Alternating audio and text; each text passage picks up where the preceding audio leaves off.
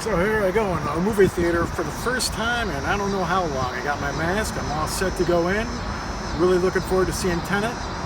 When I come out, I'll see if I can talk to somebody about how they liked it. If not, then I'll just go back to the studio and we'll talk then.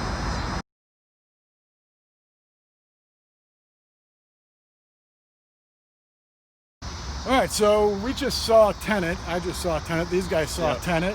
Yep. I want you guys to introduce yourself. I'm Nick Davis. Nick? I'm Tommy Bradley. I'm Michael Myers. All right, Mike. So what did you guys think about the movie? Would you go see it? And how many stars would you give it? I thought it was really good. The action was great. I would give it 4 out of 5 stars. 4 out of 5? Because I just thought if you hadn't seen it before, it'd be a little, if you're not familiar with Nolan films, it's a little complex. Yeah. It's a little hard to follow, so maybe after the second watch I would like it a bit better, but yeah. I hear you on that. Yeah. I was thinking that same thing while I was watching this movie. I'm like, did I like this better the second time around? Yeah, exactly. Also, the sound was really loud, so it's hard to hear. But I would give it a 4.5 star, maybe 4 star. It was a little tough to follow it sometimes, I think, but I definitely watch it again. Cool. Because I think I get a lot more out of it the second time. Yeah, I would definitely give it a 5 star. The thing about it is like very much a Christopher-Nolan film. Oh, yeah. It's hard to follow. It's one of those things that you can't like fully understand until afterwards when you slowly start to piece it together. So I think a lot of people might not like it for this reason, but I still give it a 5 star. One of my favorite Christopher-Nolan films. oh, one of your favorites. Yeah. Even more than Inception was great. I thought I liked Inception This better felt than this. a lot like Inception, and like it was a lot like Inception with I feel like a lot of parts like Interstellar with them. And Interstellar too. I mean, Yeah. I put those ahead of this one. I don't know. I agree with you. I agree with you. But like you were saying earlier, Second. second time around you might be able to go, hey, because I think action-wise, this was like his best. Yeah. I think with just like the stunts, the sequences, this was number 1, which makes sense because it's 2020. But I think overall the story was a bit too hard to follow to give it, 5 out of 5 But for me. that's why I think it's a lot like Interstellar, because Interstellar is the same way. It's a very hard to follow story. With Inception, you kind of know what's going on throughout the movie. Yeah. But I feel like this kind of brought the two together, which you had hints. I feel like it would be a little easier for us if we could actually hear more of the dialogue near the beginning. check this out, see if it's still all right. Yep. Still. Yeah. So anyway, you're gonna tell your friends, you're gonna tell everybody they should go and see this. Yeah. for sure. Yeah. 100%. Definitely suggest. And I thought it's in the theaters right now with the way that people are spaced out.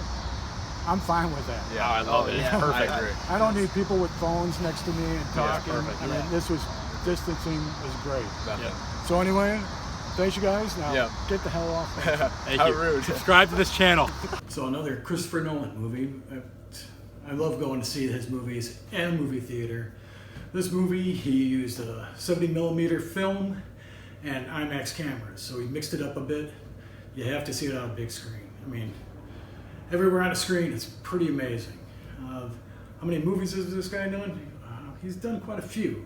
So Interstellar, and then Dunkirk, and the Dark Knight movies, and then Inception, just to name a few, Memento.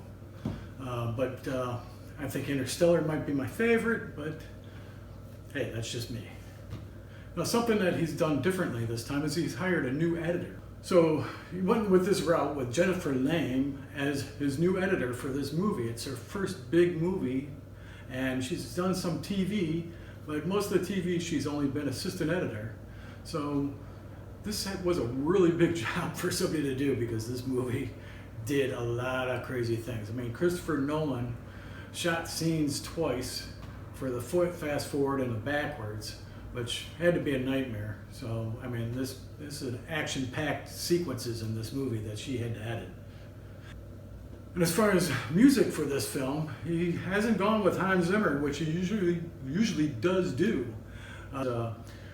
Ludwig, I'm going to have to read this, Gorshan. He's the guy who does the Mandalorian music, and he works with the Childish Gambino here and there. What else?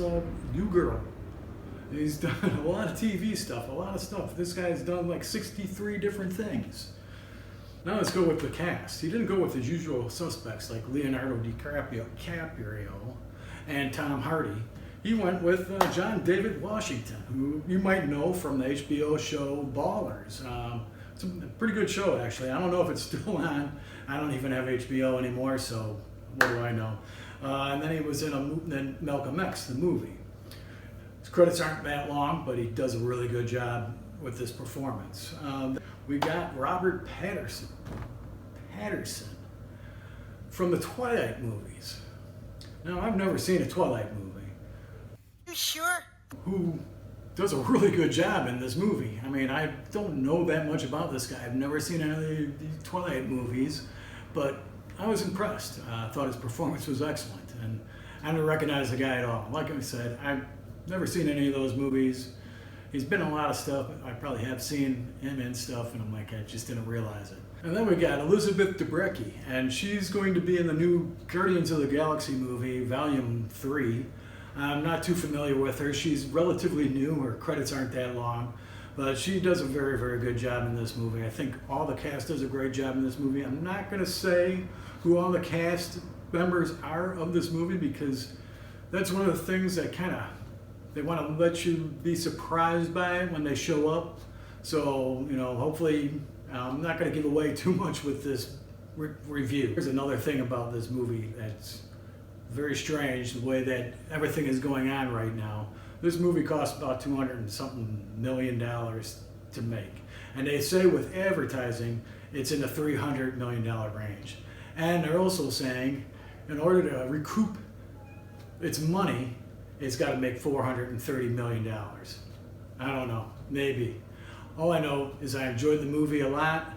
I don't think it's Christopher Nolan's best film, but if I see it again and hear better, because the music really overpowered, the dialogue in a lot of parts. I don't know if that was a movie theater or what.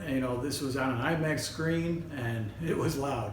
My ears are probably ringing a little bit from how loud this movie was. It's visually stunning. Story is way out there.